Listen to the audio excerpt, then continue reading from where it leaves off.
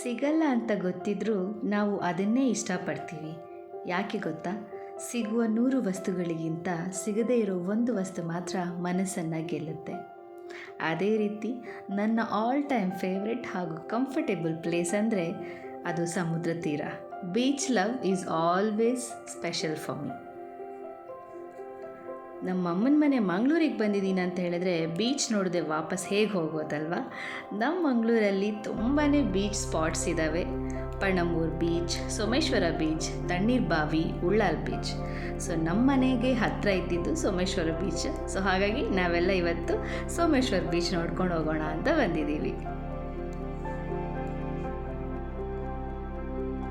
ನನ್ನ ಚೈಲ್ಡ್ಹುಡ್ ಎಲ್ಲ ಬೀಚ್ ಮೆಮೊರೀಸೇ ಜಾಸ್ತಿ ಅಂತ ಹೇಳ್ಬೋದು.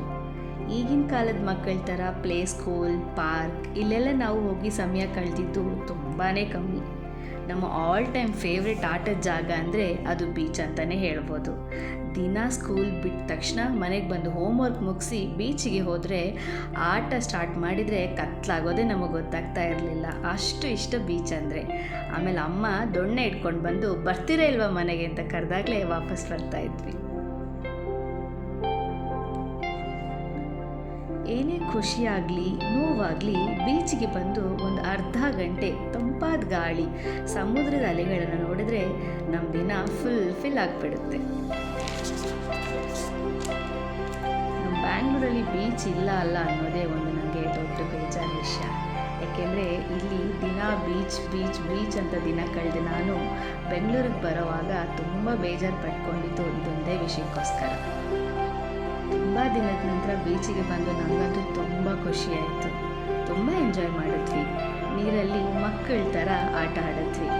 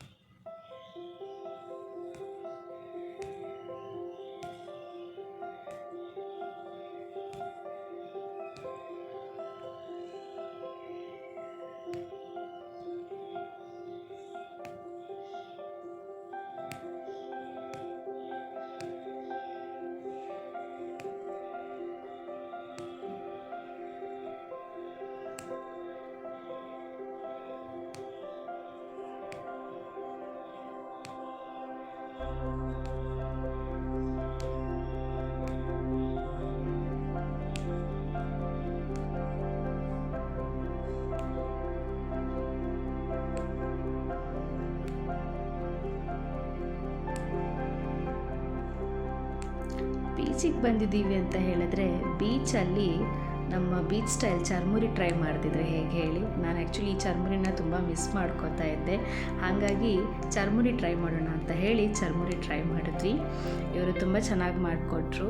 ಇಲ್ಲಿ ಯಾವಾಗಲೂ ಅಷ್ಟೇ ಮಾಡಿಟ್ಟಿರಲ್ಲ ಈ Mangaluru style churmuri, beach style ಚರ್ಮುರಿನ ಆವಾಗಲೇ ಫ್ರೆಶ್ ಆಗಿ ಪ್ರಿಪೇರ್ ಮಾಡಿ ಕೊಡ್ತಾರೆ. ಕೊಕೊನಟ್ ಆಯಿಲು, ಕಡಲೆ, ಲೈಮು ಇದೆಲ್ಲ ಹಾಕಿದಾಗ ಅದರದ್ದು ಫ್ಲೇವರೇ ಒಂಥರ ಚೇಂಜ್ ಇರುತ್ತೆ, ತುಂಬ ಚೆನ್ನಾಗಿರುತ್ತೆ. ನೀವು ಬೀಚ್ಗೆಲ್ಲ ಹೋದಾಗ ಈ ಥರದ್ದು ಅವೈಲೇಬಲ್ ಸಿಕ್ತು ಅಂದರೆ ಖಂಡಿತ ನೀವು ಇದನ್ನು ಟ್ರೈ ಮಾಡಿ. ತುಂಬ ಚೆನ್ನಾಗಿರುತ್ತೆ ಚರ್ಮುರಿ.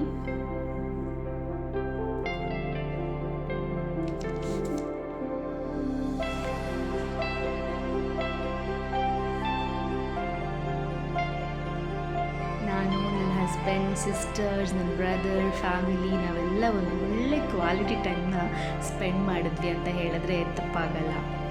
ಸಮ್ಮರ್ ವೆಕೇಷನ್ಸ್ಗೆ ನೀವು ಏನಾದರೂ ಟ್ರಿಪ್ ಪ್ಲ್ಯಾನ್ ಮಾಡ್ತಾ ಇದ್ದರೆ ಖಂಡಿತ ಬೀಚ್ ಇರೋ ಪ್ಲೇಸಸ್ಗೆ ಹೋಗಿ ಬನ್ನಿ. ಯಾಕೆಂದರೆ ಸೆಕೆಗಾಲದಲ್ಲಿ ಬೀಚಲ್ಲಿ ಸಿಗುವಷ್ಟು ತಂಪಾದ ಗಾಳಿ ಬೇರೆ ಯಾವ ಫ್ಯಾನ್ ಆಗಿರ್ಬೋದು, AC ಆಗಿರ್ಬೋದು ಇದರಿಂದ ಸಿಕ್ಕಲ್ಲ. ಬೀಚಲ್ಲಿ ಅಷ್ಟು ತಂಪಾದ ಗಾಳಿ ಸಿಕ್ಕುತ್ತೆ. ಯಾಕೆಂದರೆ ಇಲ್ಲಿ ಮೇಲೆ ಆಕಾಶ, ಕೆಳಗೆ ಮರಳಿದೆ, ಒಳಗಡೆ ಶಾಂತಿ ಇದೆ ಅಂತಲೇ ಹೇಳ್ಬೋದು.